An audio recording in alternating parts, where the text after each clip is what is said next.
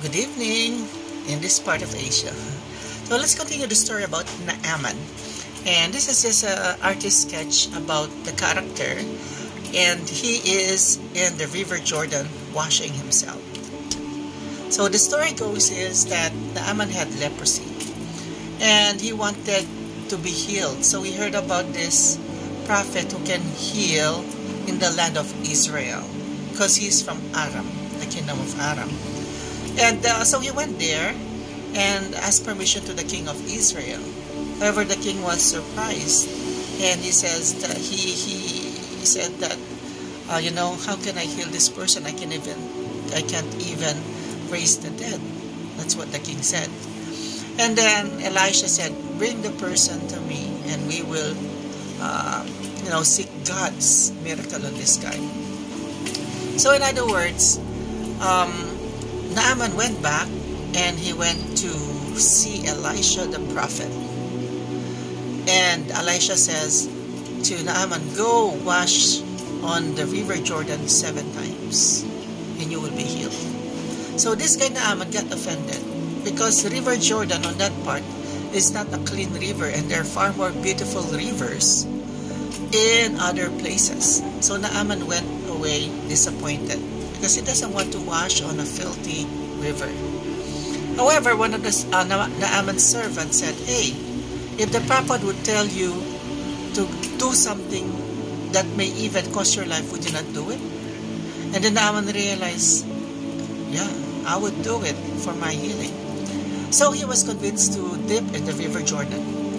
And first dip, second dip, third dip, on the 7th dip, just like Elisha said, 7 times. Dip your body. His leprosy disappeared, my dear friends. He was healed. And that's when the story ends, wherein he went back to Elisha, taking Elisha and giving him gifts, but Elisha did not take the gifts. Let's dissect the story. First, let's talk about the king of Israel. The king of Israel should be a faithful king, but he doubted God. He tore his clothes, his robes, and because of the fear of the expectation of the healing of Naaman. In other words, he cannot heal Naaman. The king cannot do anything about leprosy. Imagine, the king failed, the king of Israel that is, failed to acknowledge that it is God who gave them power to be a ruler in that part of the Philistine or the Middle East. And he failed to acknowledge that it is God who, heals. So Elisha said, bring that person to me. So, number one, you are already a son of God. You are already a Christian.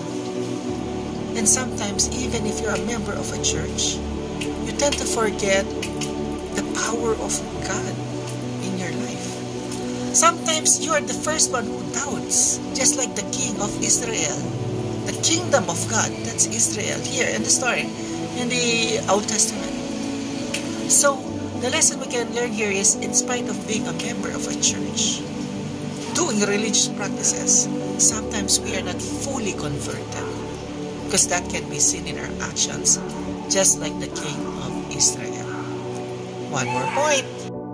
On this verse, it says here, Elijah sent a messenger to say to him, go wash yourself 7 times in the Jordan, and your flesh will be restored, and you will be cleansed.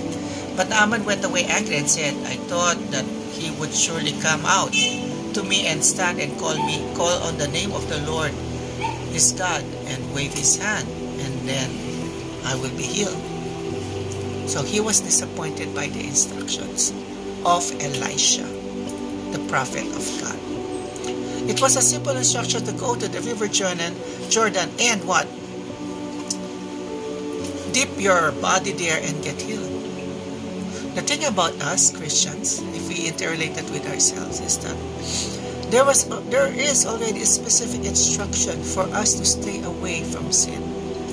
We were given admonition through the Bible on how to live a Christian life. The Bible says, stay away from sin, build relationship, good relationship with humanity, read the Bible, connect with God every day. There are specific instructions in the Bible. And yet, so plainly written, we do not follow them, my dear friends.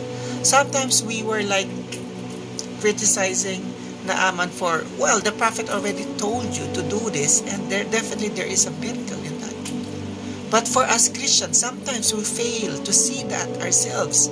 The Bible tells us about miracles, about the power of prayer, about the power of healing, and yet we do not believe it. We think that we ourselves can solve our problems. As a matter of fact, sometimes we disconnect ourselves from God when we are in deep trouble. But not in this case, my dear friends. In this case, we will learn more about following God's instructions. One more. Hi, my dear friends. So let's go to the last part.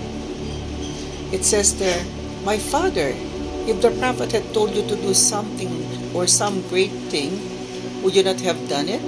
How much more when he tells you, wash and make amends? Imagine this, my dear friends. It is another way of God reaching out to Naaman. First, he did not believe that the river can heal him. And then second, he was so disappointed that Elisha did not show up to him. He was expecting a magic wand, raising his hand. No. So he went away sad. He had chances to be cleansed, but he, disregarded. He did not realize that it is the right way. It is God's instruction. But God did not stop there. You know what God did? He knocked to the heart of his servant. And the servant says, hey, try it out. There's nothing wrong in washing on the river. The prophet told you to do this. Why not try it out? You won't lose anything. And he was cleansed. God uses people. God uses different instruments when we are going astray. When we don't listen to him the first time. When we don't hear his voice the second time. He will still be there. He's going to use someone to knock at our hearts and say, come back to me. Be faithful to me. Stay away from sin. That's wonderful news, right, my dear friends? Imagine how many times have we denied God? How many times have we denied Jesus' call for repentance? But he is always there, knocking at our hearts, giving us chances to renew our lives, to be, faithful, to be truly happy in life. And happiness is of God. Happiness is relationship with God. Such a wonderful story we have this evening. And I hope we learn from Naaman's life. It's written in the Bible. I know sometimes these characters are confusing because they are new to some of you. Most of you are familiar with Peter, James, the river, Galilee, King Solomon, King David. But this small story that is in the Bible may confuse us because of the names of the characters are not familiar. But if you go through 2 Kings chapter 5, the whole chapter, you will appreciate God's love on this simple situation in the past about a certain captain, a king, a prophet of God.